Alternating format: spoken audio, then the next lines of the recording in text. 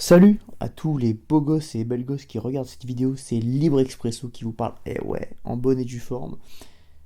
Ça fait depuis longtemps, ça fait depuis extrêmement longtemps que je suis pas revenu sur la sellette. Donc me voici à nouveau, on espère, pour de longs et de propres chemins. Comment ça va vous? Comment ça va? Je voulais revenir, si simplement soit-il, non pas avec un sujet assez rugueux, assez rigide, assez compliqué. Si je tourne cette vidéo, on est début février. Et beaucoup de choses ont changé depuis 2023, il y a beaucoup de choses qui ont maturé aussi. Qu'est-ce que j'ai compris récemment? Alors récemment, entendons-nous bien, hein. Est-ce que ça va être hier, avant-hier, ou peut-être il y a quelques mois? En tout cas, c'est ce que j'ai pensé et je l'ai écrit, je me suis permis de l'écrire parce qu'avant, j'écrivais pas mes vidéos, mais l'écriture compte beaucoup pour moi et je descends aussi d'une lignée d'écrivains. Donc si, entre guillemets, monsieur ou madame, attention, passe par là, elle le saura donc. Donc ça me fait plaisir, ça me tient à cœur. Et ce qui me tenait à cœur aujourd'hui, c'était de parler de l'ombre, des zones d'ombre, des parts d'ombre. Si tant est qu'on met de la conscience dessus pour essayer d'éveiller en fait ce grain en chacun de nous qui nous fait peur.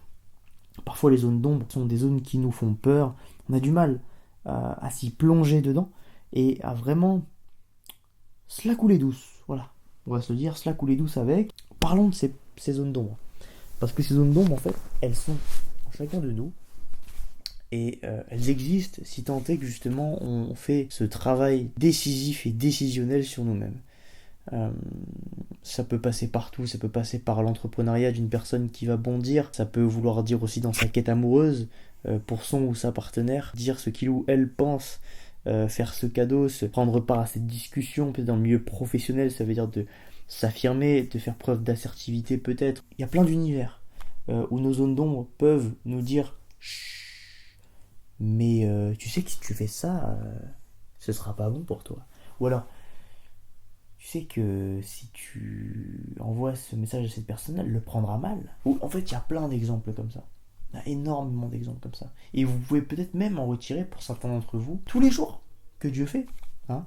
Euh, Parce que c'est parfois des miettes comme ça qui apparaissent dans notre esprit sans qu'on s'en rende compte et agissent en fait contre notre gré, contre notre volonté évidemment de se dépasser, d'acquérir ce niveau supérieur qui est déjà en nous-mêmes, hein, mais juste bridé par cette couche qu'on appelle ces zones d'ombre, cette obscurité.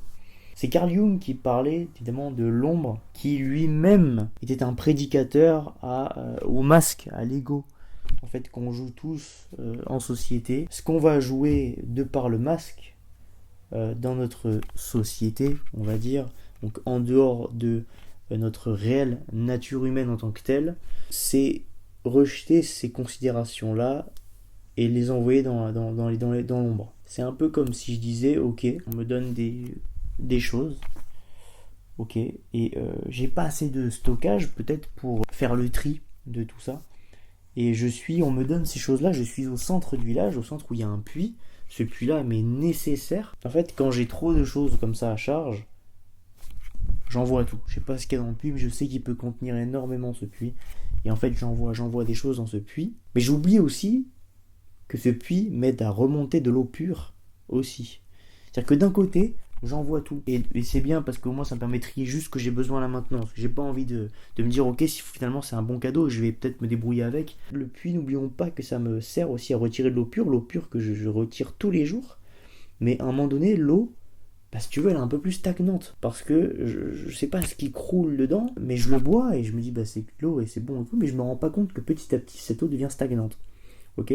Et que peut-être à un moment donné, en faisant ce travail de mettre les mains dans la merde. Ouais. De toute façon, Libre Expresso, c'est pas, c'est pas forcément, tout est pas forcément joyeux. Hein. Tout est pas forcément, oh, c'est peaceful, vous atterrissez sur cette chaîne, les gars, on va tous danser au bal des fous.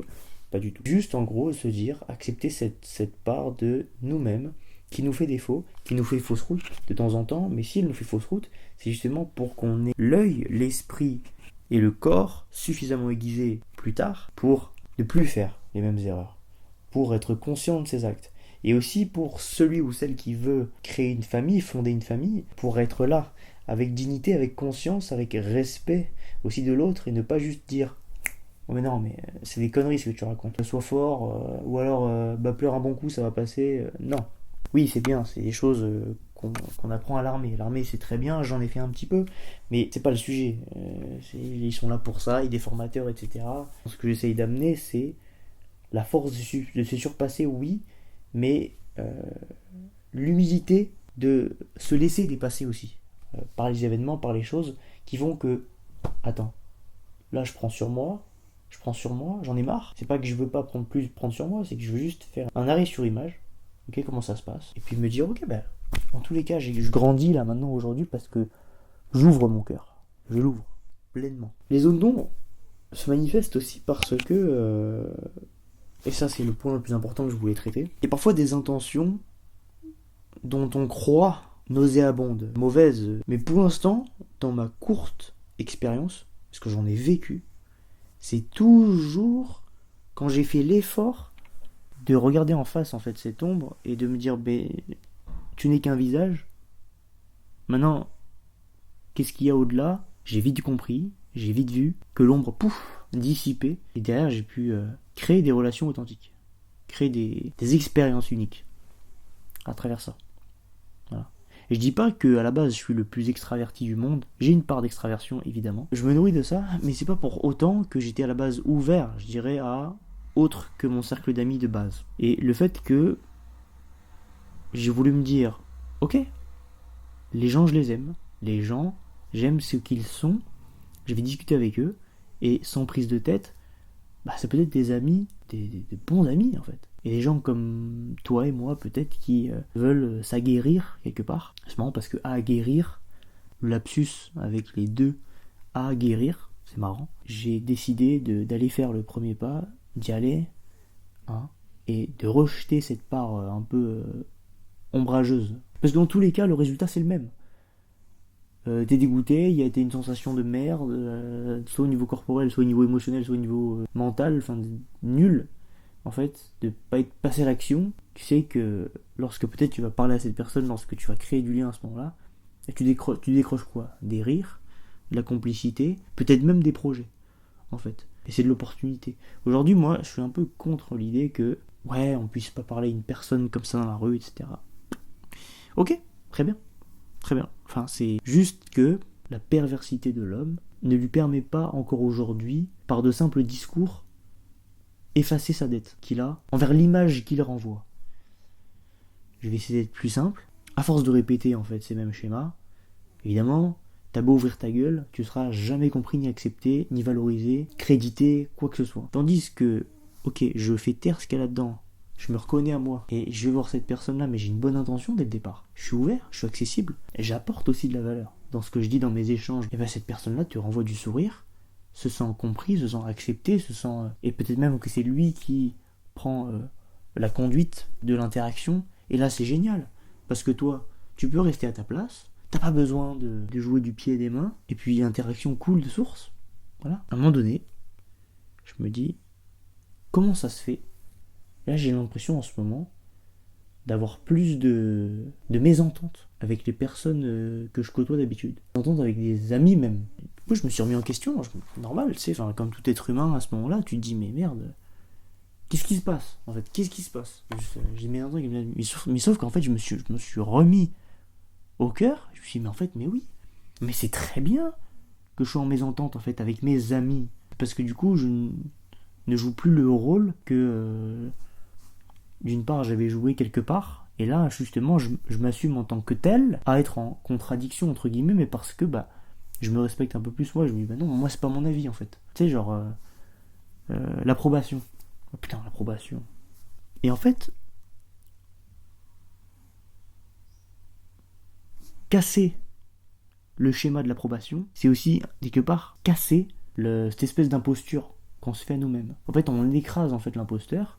Je dis mais non, moi mon approbation elle est là. Donc je reste là, je reste centré ici. Et c'est d'autant plus kiffant parce qu'à ce moment-là, on grandit.